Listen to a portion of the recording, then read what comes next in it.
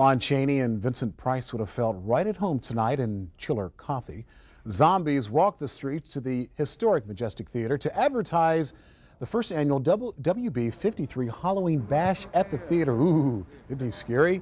That party is set for October 28th, and the frightful fun will begin around 9 p.m. That's following Chillicothe's Halloween parade. The evening will kick off with a special screening of Ghosts of Columbus and Beyond, which chronicles the ghosts which supposedly haunt the mighty Majestic. It's the Halloween event everyone's dying to attend. The night it came from ChillerCothe. The WB53 first annual Halloween Bash at the Majestic Theatre, Saturday, October 28th. You'll be thrilled by 2 classic horror films in an authentic haunted theater. Thrilled by costume contests with cash prizes, and entertained by a street festival and Halloween parade leading up to the event. For tickets, call 772-2041. The night it came from ChillerCothe. It's a real scream.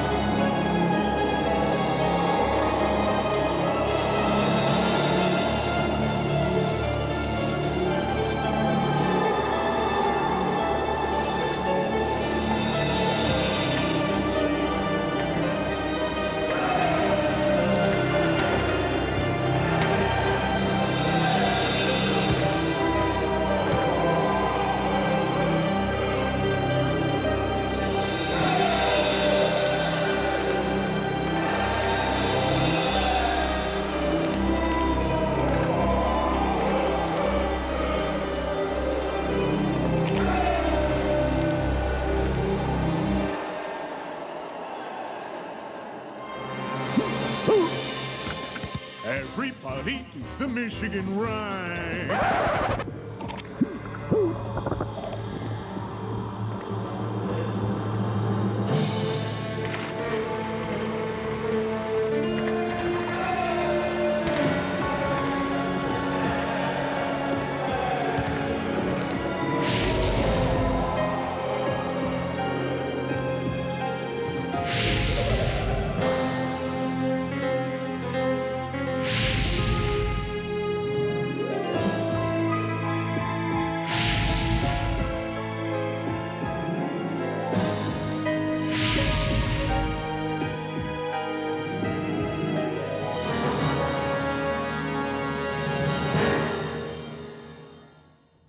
Welcome to the night it came from ChillerCothe, WB53's first annual Halloween Bash at the Majestic Theatre.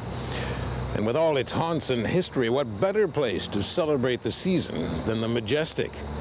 It's got something old, something new, something borrowed, and something dead, all within easy reach of where you're sitting right now, as we'll see in the following tale.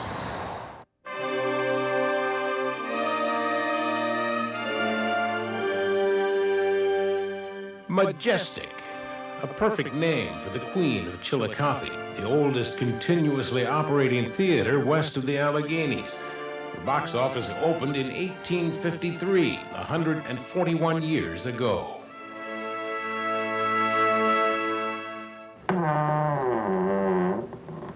But the real surprise is not that the theater has survived, it's that so many humans who haven't have somehow found shelter within its walls. If only half the accounts are true, the Majestic would seem to be as haunted as a theater can get. Take the man in the top hat seen strolling down the middle aisle, his boots somehow treading on air, a full 4 feet or more above the ground. It's believed he bought his last ticket sometime before the floor was lowered in 1874. And then there were the women, 2 actresses rehearsing on stage, repeating the same scene again and again and again. And when they finally got it right, they turned at the sound of a single person clapping in the balcony, stage right. But when they looked, saw only empty seats. There was no one there. One of the old theater's darker tales dates back to 1918 in the First World War, when soldiers training at Camp Sherman nearby suffered an epidemic of flu. Over 6,000 got sick. Nearly 1,100 died. Chillicothe undertakers were overwhelmed, and the old theater was pressed into service as a temporary morgue.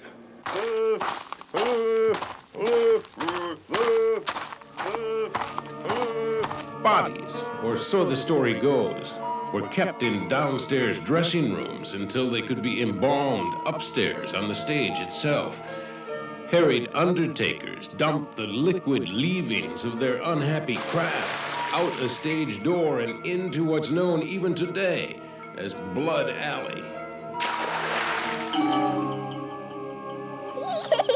Somehow, through all of this, a child finds reason to laugh.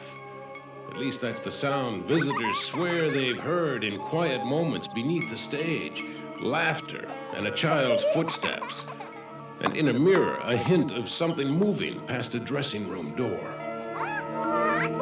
Her identity is lost to time, but could this fading photograph found in the theater archives be that of the laughing child?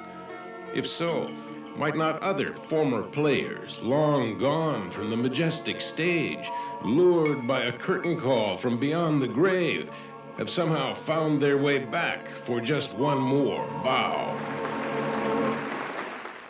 That might explain the stage door that won't stay shut, and which, when someone goes to close it, slams and locks tight entirely on its own.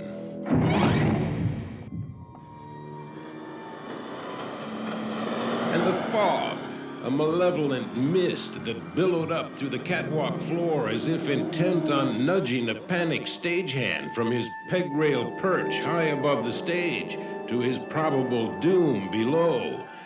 He was saved at the last second when the fog vanished as a second stagehand appeared.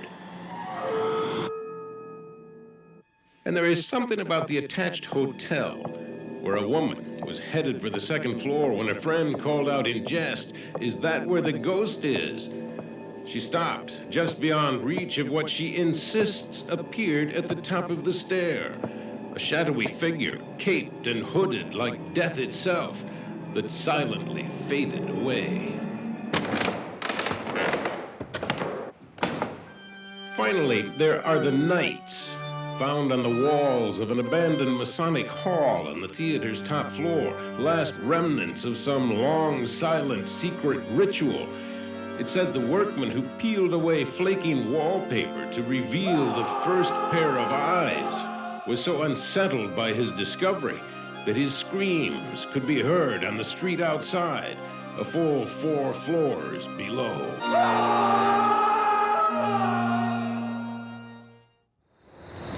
And now, here's Bob Nunnally, our master of scaremonies.